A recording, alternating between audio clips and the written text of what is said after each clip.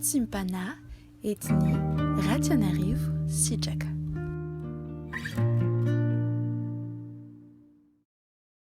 Prions. Seigneur Jésus-Christ, merci pour cette matinée que tu nous donnes. Merci Seigneur parce que tes bontés se renouvellent chaque jour, chaque seconde, chaque minute, chaque heure. Et en ce moment Seigneur, nous voulons nous rappeler de ta bonté. Nous voulons Seigneur nous rappeler de ton amour et nous voulons Seigneur nous rappeler de tous tes bienfaits. Demandons Seigneur d'ouvrir notre cœur et notre esprit pour que ta parole Seigneur soit semée, qu'elle ne soit point volée par le malin, ni du fait du mauvais état de notre cœur, mais qu'elle puisse prospérer, grandir, produire des centaines et des centaines de rendements dans notre vie. En ton nom Jésus-Christ de Nazareth, nous prions. Amen. Chers familles en Christ, nous étions arrêtés à la 5e tactique que Satan utilise pour pouvoir finalement abattre, détruire et tuer les enfants de Dieu. Pour rappel, les 5 premiers étaient que Satan était un menteur et qu'il est le père du mensonge. Le second est qu'il vient cacher, il vient rendre aveugle les pensées et la manière de penser des incroyants. La troisième tactique est qu'il se déguise en costume de lumière et de justice. Quatrièmement, Satan accomplit des signes et des prodiges. Et cinquièmement, il tente les personnes, au péché. Le sixièmement est que Satan vient voler la parole de Dieu pour qu'elle soit retirée en dehors du cœur des personnes et ensuite pour pouvoir finalement détruire leur foi.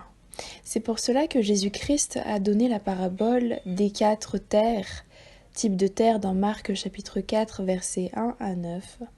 Dedans, on nous dit que la semence est la parole de Dieu qui est semée.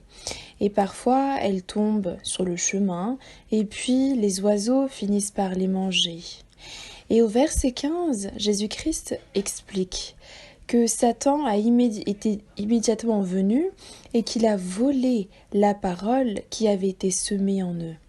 Satan, en effet, vient voler et piquer la parole parce qu'il déteste la foi qui peut être créée par la parole elle-même, produite par la parole.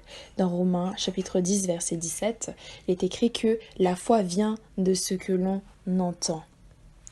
Septièmement, Satan cause la maladie et les soucis de santé. Quand Jésus-Christ a guéri une femme une fois,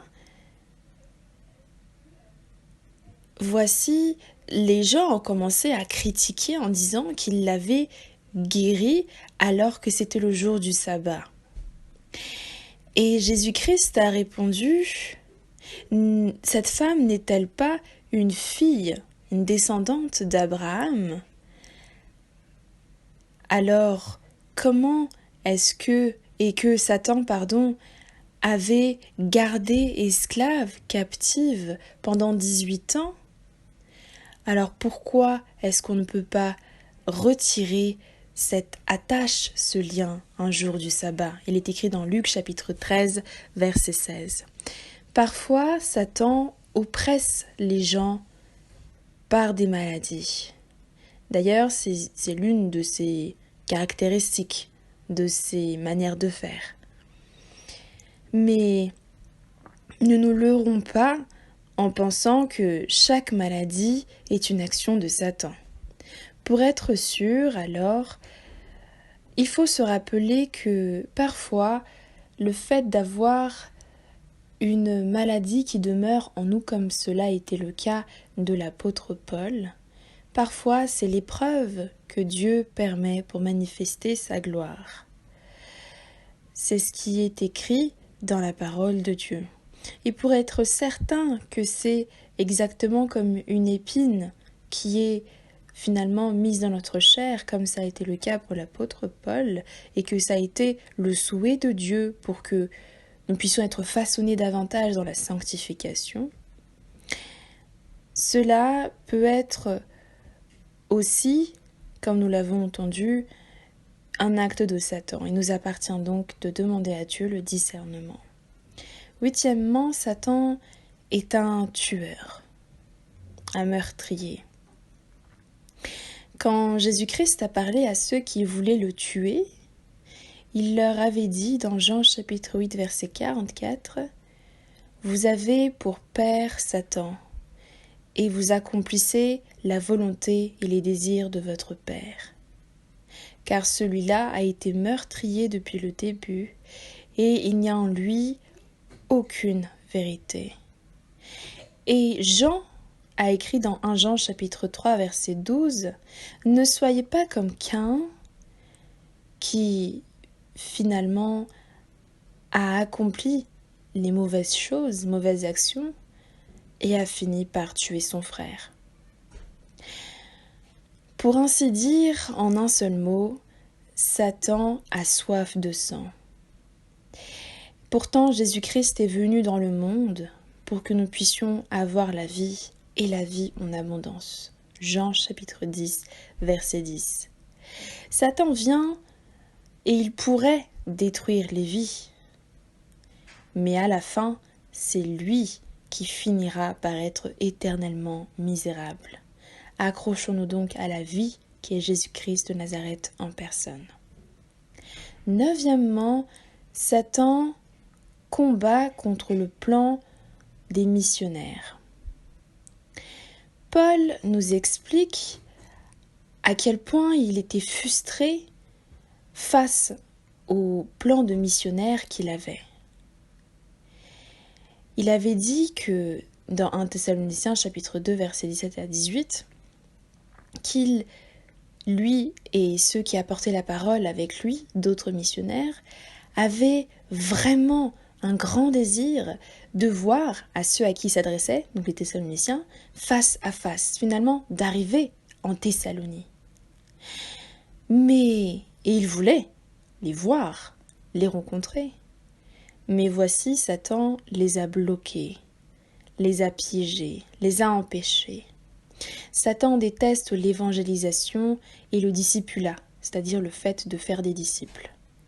Et donc il mettra tout obstacle qu'il pourra mettre sur le chemin des missionnaires et toutes les personnes qui auront ce zèle pour l'évangile. C'est pour cela que nous avons à prendre toute l'armure de Dieu pour pouvoir combattre au moment opportun. Dixièmement, Satan accuse les chrétiens devant Dieu.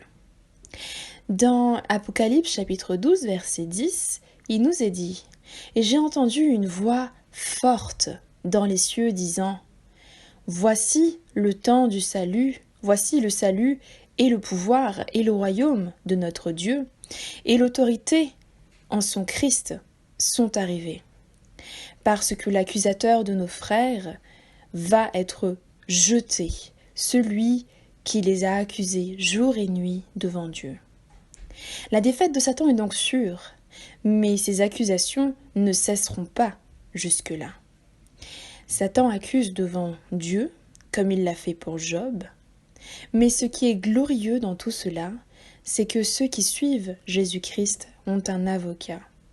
Celui qui, lui,